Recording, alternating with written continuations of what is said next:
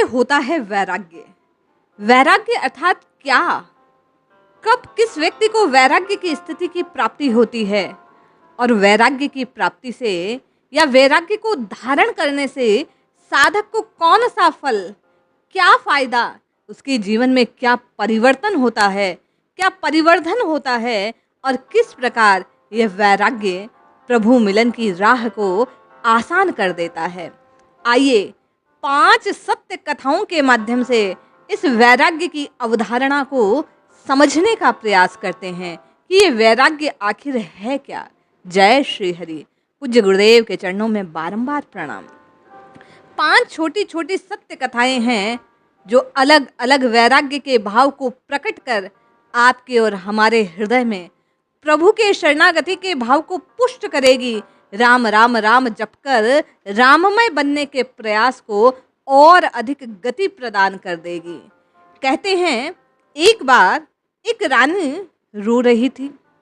राजा ने पूछा क्या हुआ? राजा को रानी के रोने का ज्ञान पैर पर गिरे गरम गरम आंसुओं के माध्यम से हुआ। राजा चौंक गए। उन्होंने पूछा बार बार क्या हुआ रानी, रो क्यों रही हो? इतना सुनते ही पेट दबाती रानी फफक फफक कर रो पड़ी। आखिर क्या बात है, क्यों रो रही हो तुम? अत्यंत आग्रह पूर्वक राजा ने बारंबार पूछा। रानी कहने लगी भैया को वैराग्य हो गया है। सिसकती हुई रानी लगातार ऐसे कह रही थी। राजा ने प्रश्न किया कैसा वैराग्य? रानी बतलाने लगी उन्हें 30 रानियां हैं। रोज एक रानी को वे छोड़ते चल रहे हैं। 30 दिन पूरे होते ही वे 30 रानियों का त्याग कर जंगल में चले जाएंगे। राजा हंस पड़े। ऐसा होता है वैराग्य? रानी ने बड़े ही आश्चर्यजनक स्वर में पूछा राजन फिर कैसा होता है वैराग्य? बताऊं कैसे होता है वैराग्य? ऐसा कहकर वे राजा पलंग से उतरे। धोती का एक सिरा फाड़कर लंगोटी लगाई, नंगे बदन नंगे पैर आधी रात को महल से निकल जंगल की ओर चल पड़े। जाते जाते कहते गए ऐसा होता है वैराग्य, ऐसा होता है वैराग्य।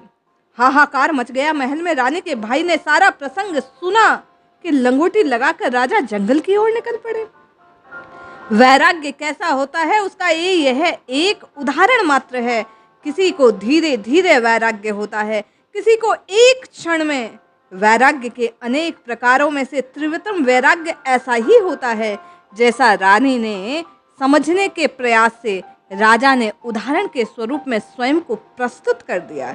जिस क्षण मानव के चित्त में वैराग्य की भावना जागृत होती है उसी क्षण वह घर द्वार स्त्री पुरुष राजपाट सब कुछ छोड़कर भाई बहन सबसे महत्वपूर्ण प्रत्येक कामना का त्याग कर केवल और केवल शरणागत के भाव से इस नश्वर संसार को छोड़ उस पूर्ण ब्रह्म की ओर प्रवाह करने लगे। वैराग्य की तीव्रतम ऐसी स्थिति बिरलों को प्राप्त होती है। अनेक जन्म जन्मांतरों के अर्जित जब पुण्य संचित होते हैं तब वे ऐसे तीव्रतम वैराग्य को घटित करते हैं। वैराग्य के दूसरे पक्ष को समझने के लिए आइए दूसरी कथा का श्रवण करते हैं। रामकृष्ण परमहंस एक अत्यंत सुंदर दृष्टांत देते हुए कहते हैं कि शमशान में अर्धरात्रि के समय एक साधक शव पर बैठकर जगदम्बा का आह्वान कर रहा था। अचानक कोई भयानक सी दृश्य देखकर वह शव से उठकर भागकर पागलों की भांति चिल्लाने लगता है। वहीं पर एक अन्य व्यक्ति पेड़ पर बैठा वह तमाशा देख रहा था। साधक को पागल बनकर भागते हुए देखकर कौतूहलवश वह पेड़ से उतरकर शव पर बैठ गया। उसने जैसे ही जगदम्बा का आह्वान किया, जिज्ञासावश माँ जगदम्बा तत्काल प्रकट हो गई। साधक उन्हें देखकर हैरान, बोला माँ अजीब गोरख धंधा है तेरा भी। जो साधक इतने मनोयोग से पता नहीं कितने वर्षों से तेरी साधना कर रहा था, तूने उसको दर्शन नहीं दिए, उसे पागल बनाकर भेज दिया और मैं केवल कौतूहलवश शव पर आकर बैठा, तेरा आह्वान किया और तू पल भर में प्रकट हो गई। जगदम्बा बोली बेटा तू नहीं जानता पिछले कितने जन्मों से तू इसी पागल की तरह भाग रहा है, तब आज तू इस स्थिति पर पहुंचा कि तेरे एक आह्वान करने मात्र से मैंने तुझे दर्शन दे दिया। एक वैराग्य ऐसा भी जो कौतूहल से प्रकट होता है। एक वैराग्य का ये भाव था। वैराग्य के एक और अधिक भाव को पुष्ट करते हुए लेखक कहते हैं कि वैराग्य परायण सुखदेव जन्म के बाद घर से निकल पड़े। व्यास महाराज पीछे दौड़े, बेटा जरा रुक रुक, ख्याल कर अपने पिता का। सुखदेव बोले, कौन पिता? किसका पिता? न जाने कितना जन्मों से पिता माता बदलते जा रहे हैं, कोई पार नहीं। झूठा है ये सारा मोह जाल। कितने ही महापुरुषों के बचपन से वैराग्य उत्पन्न हो जाता। खाने पीने में, आचार व्यवहार में, जीवन के सभी कार्यों में उस वैराग्य की झांकी मिलती है। और हम हैं कि वर्षों विराग की बात करते हैं और लिपटे रहते हैं इन्हीं राग से, इन्हीं कामनाओं से। राग की, भोग विलास की ललक हमारे मानस से न जाने कब से चिपटी पड़ी है, विराग की ओर बढ़ने नहीं देती। तीव्र वैराग्य हमें होता नहीं, और सामान्य वैराग्य की कभी एकाध क्षण हो भी जाए, जिसे मरघट वैराग्य, मशानी वैराग्य, शमशानी वैराग्य कहा गया, वह भी हमें मुंह बचाकर हम उससे भागने का प्रयास करते हैं। जरूरत है सामान्य और क्षणिक वैराग्य को धीरे धीरे बढ़ाते हुए वैराग्य का अभ्यास कर वैराग्य को दृढ़ बना, क्योंकि करत करत अभ्यास के जन्मति होय सुजान, रसरी आवत जातते सिल पर पड़त निशान। किसी किसी का वैराग्य कई वर्षों बाद फलित होने लगता है। कभी कभी छोटी छोटी बातें, छोटी छोटी कहानियां वैराग्य का कारण बन जाते हैं। आइए एक चौथी सत्य कथा सुनते हैं, जिसमें एक छोटी सी कहानी को सुनना इन महोदय के जीवन में तीव्र वैराग्य को प्रकट कर गया। इटावा में एक डिप्टी कलेक्टर महोदय थे, नाम था सप्रू। रात को नाई पेड़ दबा रहा था। इन कलेक्टर साहब ने फरमाइश की कि नाई ठाकुर कोई कहानी सुनाओ। उन्होंने कहा, मैं क्या कहानी सुनाऊं, आप तो इतने ज्ञानी हैं। लेकिन डिप्टी कलेक्टर महोदय फिर आग्रह करते हैं कि नहीं नहीं, आज आप अपने मन का कोई भाव हमें कहकर बतलाइए, कोई कहानी तो आपको सुनानी होगी। उसने कहना शुरू किया। वे कहते हैं, अरब देश में एक बादशाह था, बड़ा शौकीन। एक दिन उसने अपनी दासी को पलंग बिछा रेशमी निवार से सोने के पलंग पर कालीन बिछाकर पुष्प सज्जा करने की बात कही। रानी और राजा के कहे अनुसार उस दासी ने वैसा ही बड़ा ही सुकोमल सा पलंग बिछाया। उस पर बड़े मखमली मुलायम कपड़ों से उसे सजाया। नीचे पुष्पों की वर्षा कर दी, जल की वर्षा की। ठंडी ठंडी बयार चल रही थी, गर्मी का मौसम, खुली छत, ठंडी हवा, फूलों की महक। दासी के हृदय में एक पल को ये कामना आ गई कि अभी तो राजा के आने में समय है, क्यों ना लेट कर देखूं कैसा लगता है। थकी हुई दासी जैसे ही उस पलंग पर लेटी, उसे नींद आ गई। 5 मिनट को पता नहीं कब घंटा भर बीत गया। बादशाह ने आकर देखा तो पलंग पर वह दासी खर्राटे ले रही थी। जगाया, थरथर कांपती वह बादशाह के कदमों में लेपट गई। बोली, माफ करें हजूर। वह बोले, माफी नहीं, सजा मिलेगी, सजा। 60 मिनट सोने के लिए 60 बेंत की सजा मिलेगी तुम्हें। बेगम खुद बेंत लगाने लगी। पर अब क्या, 30 बेंत लगने तक तो बांदी रोती रही, गिड़गिड़ाती रही। पर 30 के बाद जैसे ही 31वीं बेंत उसके पीठ पर लगी, वह दासी अचानक जोर जोर से हंसने लगी। बादशाह हैरान, बेंतों की मार पड़ रही है फिर भी ये हंस रही है, ऐसा क्यों? कारण पूछा तो बांदी बोली, जहांपना, पहले बेंतों के मार से मैं रो रही थी और अब मैं सोच रही हूँ कि 60 मिनट इस पलंग पर लेटने के लिए 60 बेंत की सजा। लेकिन बादशाह सलामत, सारी रात 6-6, 7-7 घंटे आप इस पलंग पर सोते हैं, रोज सोते हैं।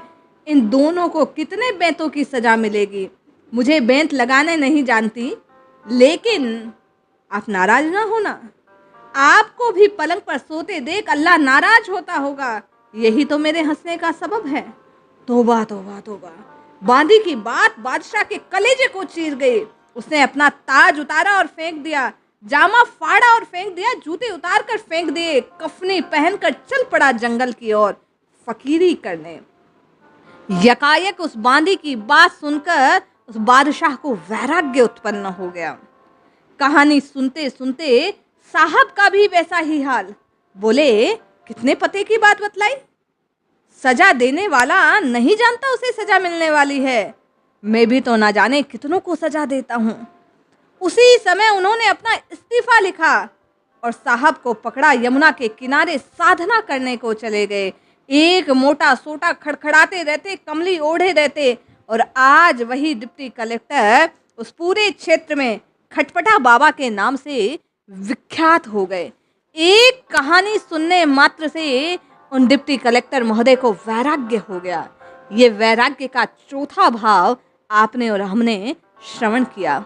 अब एक और उच्च कोटि के वैराग्य की स्थिति का भाव आइए श्रवण करते हैं। बात त्रेता की, राम जी के नाम की। राम गए तीर्थ यात्रा को। लौटने के बाद राजा दशरथ ने एक दिन उन्हें दरबार में बुलाया। सेवकों ने आके कहा, महाराज पता नहीं राम को क्या हो गया, उनका मन उदास रहता है। सुंदर स्वादिष्ट पदार्थों को देखकर नेत्रों से आंसू झरझर गिरने लगते हैं। विलास सामग्री उन्हें फूटी आंख नहीं सुहाती। संपत्ति का क्या होगा, विपत्ति का क्या होगा, घर में क्या होगा, अन्य पदार्थों का क्या होगा, ये सब मिथ्या कह कहकर गुमसुम से हो जाते हैं।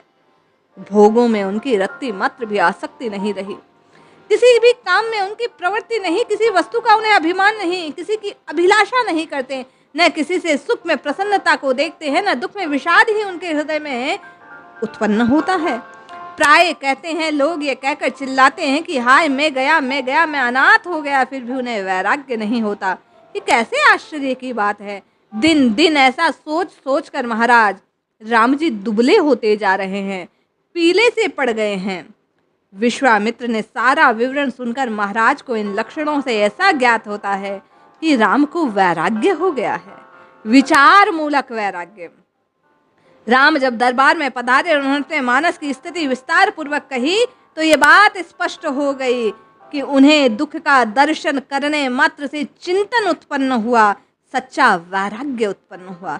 वैराग्य की ऐसी शुद्ध भावना जो चित्त को निर्मल कर दे, उसमें ज्ञान प्राप्ति की पात्रता को उत्पन्न कर दे, जो साधक के हृदय को पुष्ट कर दे, राम जी से मिला दे। आज राम की स्वयं ऐसी स्थिति है। योग वशिष्ठ में इसी ज्ञान का सागर लहरा रहा है। निर्वाण प्रकरण के उत्तरार्ध में जो राम कहते हैं, क्या कहते हैं राम, कि वैराग्य से बोध की, बोध से वैराग्य की वृद्धि होती है। जिस बोध से वैराग्य उत्पन्न हो वस्तुतः उसी का नाम बोध है, अर्थात ज्ञान है। जिससे धन, स्त्री, पुत्र आदि की सुख सुविधा बढ़ती है, वह बोध के नाम पे जड़ता की स्थिति है। जिस पुरुष में वैराग्य नहीं, उसकी विद्वता, उसका बोध तो मूर्खता मात्र है। बोध और वैराग्य रूपी उत्कृष्ट संपत्ति का नाम ही मोक्ष है। मोक्ष क्या है? कामना रहित, आसक्ति रहित जीव की चित्त की स्थिति जो परमानंद की ओर बहना प्रारंभ कर दे। वास्तविक वैराग्य राम जी ने जैसा कहा वही है। सचमुच बोध क्या है जिससे वैराग्य की प्राप्ति होती है? ये शंका, ये जिज्ञासा अब हमारे हृदय में उत्पन्न हो रही है। तो इससे अधिकांश लोग वैराग्य की बातें तो खूब करते हैं, जगत की नश्वरता पर, जीवन की क्षणभंगुरता पर, विषयों की निस्सारता पर घंटों धारा प्रवाह हम और आप बोलते और सुनते हैं, पर वस्तुतः ये वैराग्य की स्थिति से कोसों दूर की बात है।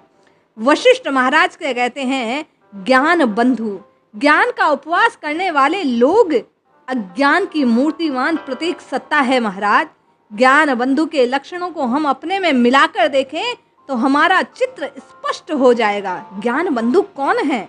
जो ज्ञान को जीवन में चरितार्थ नहीं करता, केवल और केवल ज्ञान की बातें करता है, हमारे और आप की तरह। कई बार हम और आप बातें तो बहुत करते हैं, पर जीवन में उन सूत्रों को धारण नहीं करते, इसीलिए हमारी और आपकी स्थिति बदलती नहीं है। हम जस के तस रह जाते हैं। किंतु भाई बहन, हम और आप यदि नाम को निरंतर अपनी जिह्वा से गाते रहेंगे, राम राम राम राम रात दिन रटते रहेंगे, तो निश्चय मानिए हमारे और आपके हृदय में एक दिन यह वैराग्य धीरे धीरे धीरे ही सही निश्चित पुष्ट होगा।